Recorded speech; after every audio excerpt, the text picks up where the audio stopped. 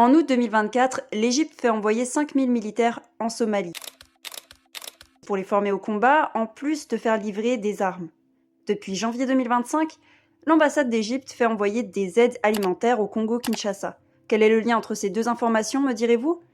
Un seul élément, le grand barrage de la Renaissance, le projet de barrage sur le Nil bleu construit par le gouvernement éthiopien.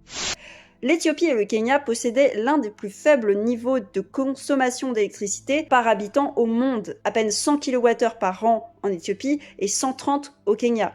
Pourtant, ces deux pays regorgeaient de ressources énergétiques naturelles, notamment hydrauliques. Avec toutes ces ambitions, le but de l'Éthiopie était clair, devenir un hub énergétique régional pour un avenir plus vert et plus connecté en Afrique de l'Est.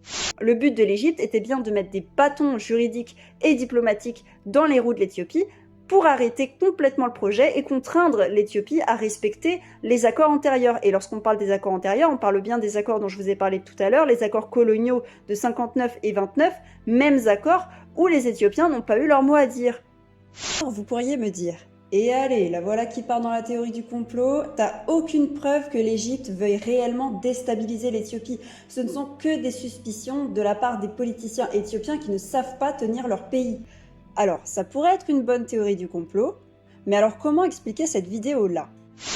Tout ça sans compter le fait que l'ingénieur principal du barrage Renaissance, à savoir Semenya Obekele, a été retrouvé mort en 2018 dans sa voiture d'une balle dans la tête. Pour quelle raison, si ce n'est pour laisser l'Égypte garder son hégémonie économique dans la région, hégémonie qui aidait le gouvernement égyptien à imposer tout ce qu'il voulait à toute l'Afrique de l'Est du temps d'Hosni Moubarak. Pourquoi, si ce n'est pour conserver une soumission des pays est-africains subsahariens aux Égyptiens?